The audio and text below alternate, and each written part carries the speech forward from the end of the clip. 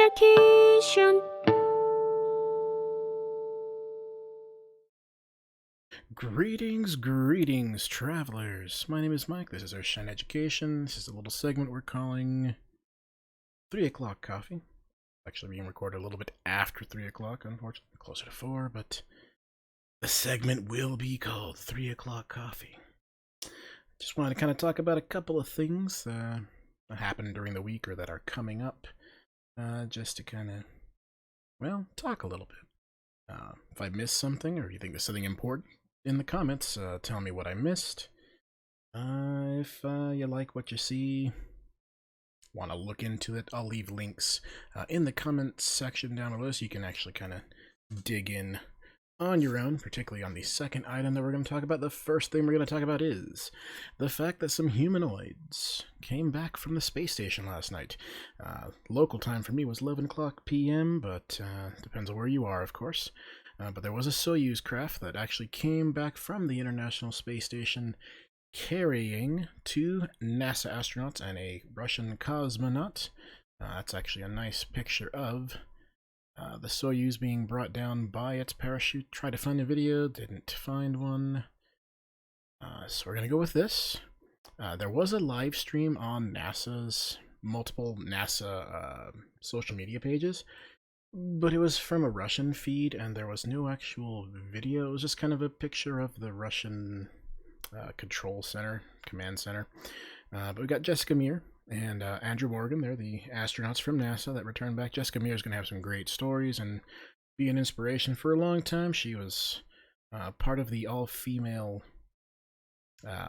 space walks that happened during this particular ISS mission.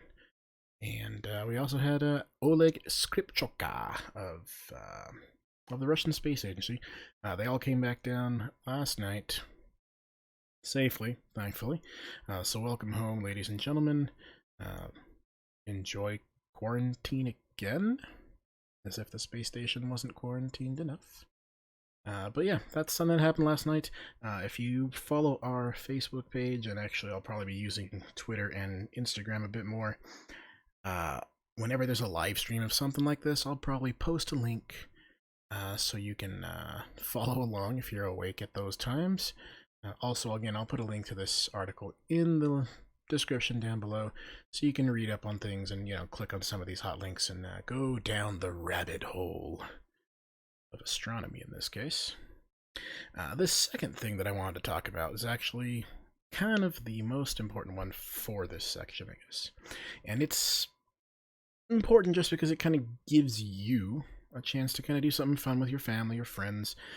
With everybody in lockdown, it's kind of hard to go around and hang out with people unless you're in the same household, of course.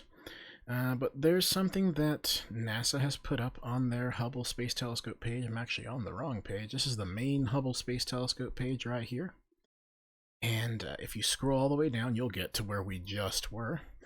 This little panel right here, I'm not sure when it popped up or if it's something that's just kind of making its way around social media right now, but it's this thing that says select your birth date. Hubble's been around for almost 30 years, and there's a really large backlog of photos. One of them was probably taken on your birthday. Now the year, of course, doesn't matter. It's mostly the month and the date.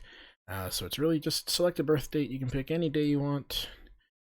Doesn't matter when, doesn't matter where you were born, just matters what day. Picked September 14th, just out of the blue.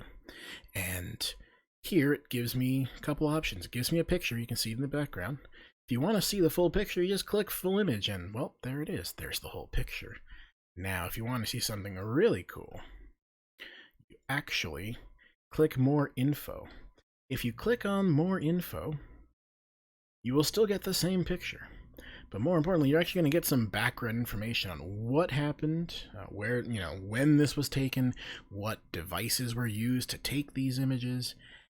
And if you're really spicy, you can download this for your phone or for your computer, your tablet, or just for your own personal background archive, backlog archive of astronomy stuff, because we all have that, right? We all have files on our computers filled with astronomy pictures. Okay, maybe it's just me. That's okay. Nonetheless, you can have very, very large format images.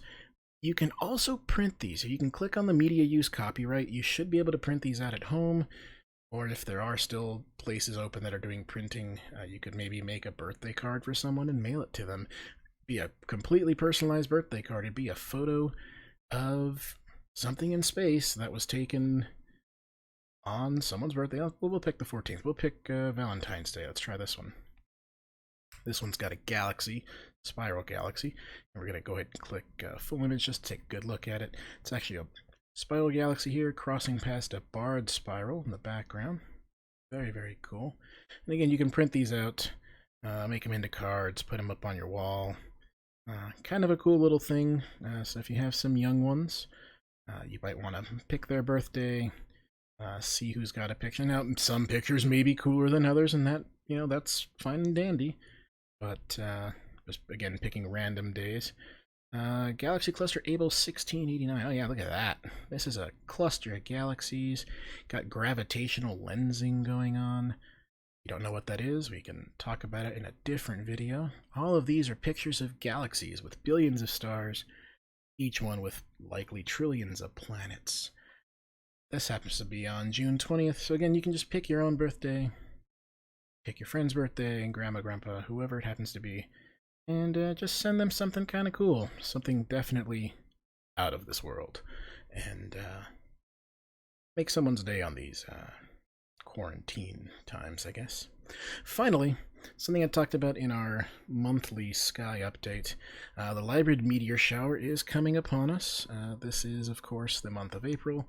The Lyrid Meteor Shower happens every April, and it will peak the 21st and 22nd of this month.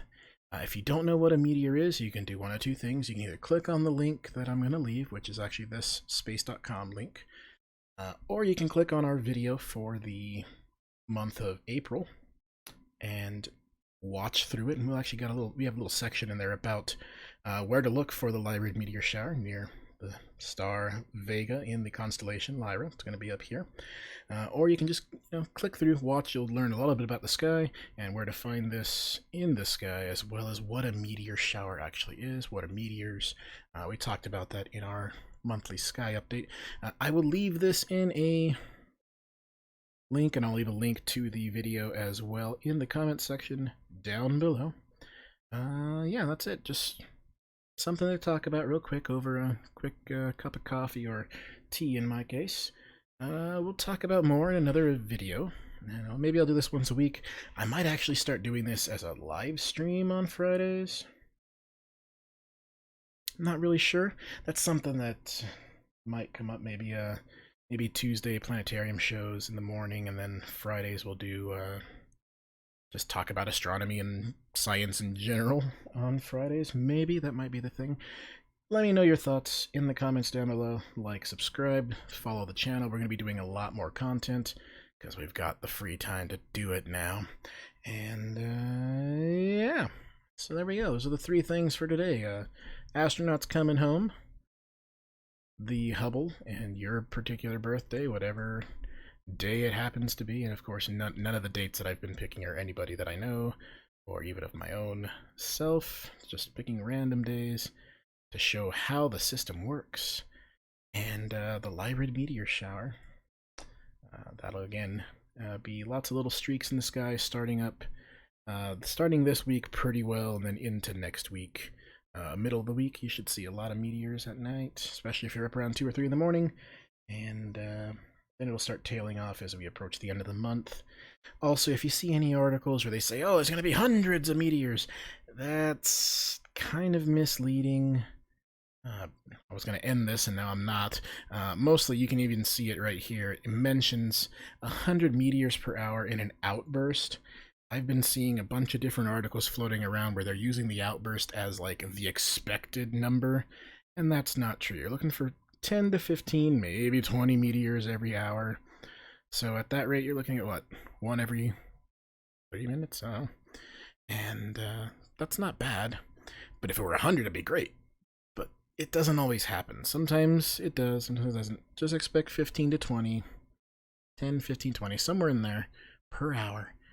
And you'll see these little beautiful streaks through the sky. Wish upon a star. I wish you and your families good health. Take care of yourselves out there. Whatever you do, keep looking up. May you have good, clear skies. Take care of yourselves.